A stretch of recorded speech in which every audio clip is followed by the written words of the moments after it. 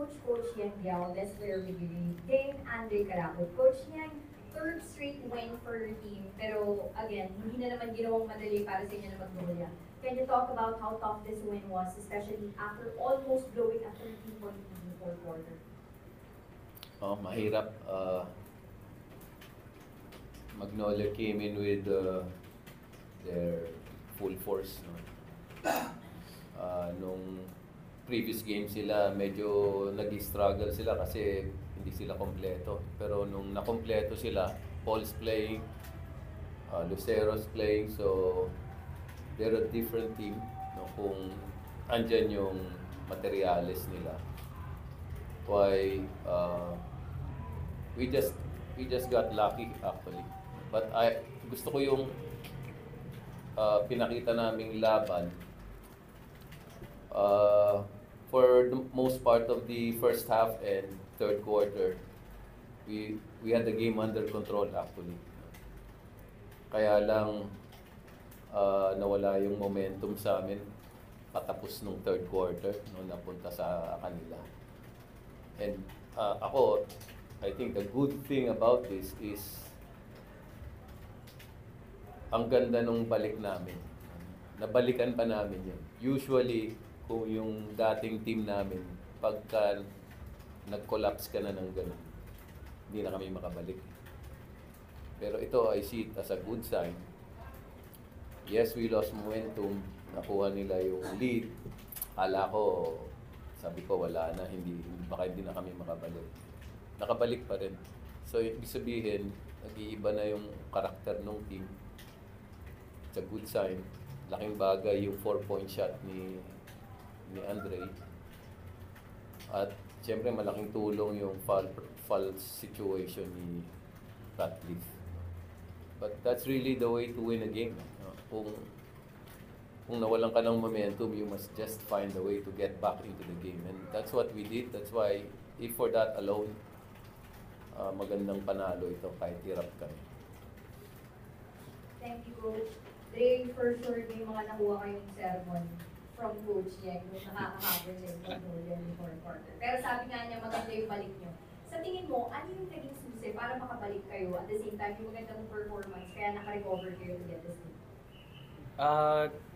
Yung mga teammates ko, ako kasi, yung tiwala ko sa mga teammates ko alam ko na hindi sila papayag na basta-basta matalo So, yung pinagdaan din namin nung last conference, nakita ko rin na bawat game kahit down kami, laban pa rin sa laban niya. So, ako personally, hindi rin ako papayag na hindi rin ako lumalaban. Parang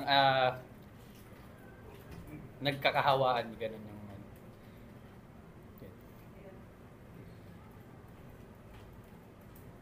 We now open the floor for questions from our friends in the class.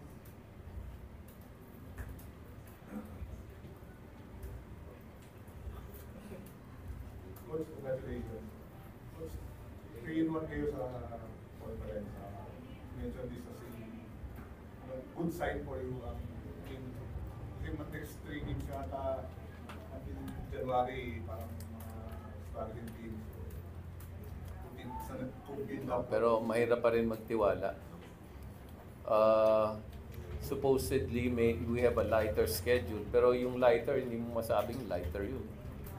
Merong araw na maganda lalaroin kahit sabihin natin nag-struggle yung team. Pag natapat sa'yo na maganda lalaroin nila, mahihirapan ka pa rin. So hindi pwedeng mag-relax or magkampante. Pero babalikan ko yung sinabi ko kanina, nag-iiba yung karakter ng team. Nakikita mo na marunong na silang bumalik after losing momentum.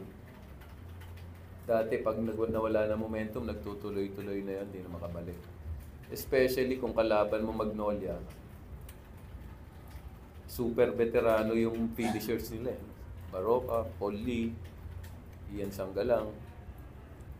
Marami nang dinaanan yun. Pero for a younger team like ours, na makabalik doon sa mga super veterans na yun, parang nabubuo na rin yung yung finishing kick namin. Dati wala kaming finishing kick, wala kaming closers. Hindi namin maisarado yung laro. matatalo ka sa endgame. Pero ito magandang senyales to. Kahit sabihin mo nawala yung lamang namin, siguro sa iba, madidisappoint sila na wala yung lamang. Pero mangyayari talaga sa PBA na kahit lumamang ka ng malaki, mawawala talaga yan. Kailangan lang makabalik ka ulit. Nangyayari talaga yun. Coach, before this game, after nung game nyo against San Miguel, sabi mo kasi parang may rivalry na nabubuo sa Oo, meron talaga. Ano kayang meron, Coach, at ganito yung mga quality of games na meron kayo? Actually, yun nga magandang panoorin eh. No? Yung may ganong rivalry, parang masyado na tayong friendly sa isa't isa. Dapat merong konting ano, di ba? Merong konting drama na alam mo na pag naglalaban yung dalawang team, magpupukpukan tong dalawang team na to. Minsan kasi, actually madalas, yun ang gusto ng publiko natin na bakbakan talaga yung labanan. So, kami, gusto lang namin with yung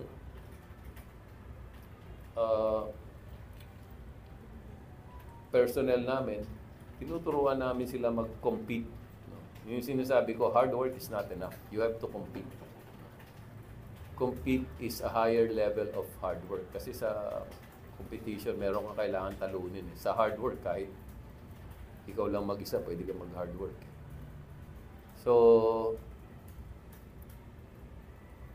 today they competed. No? I think that's the good thing that happened today. That's how you compete.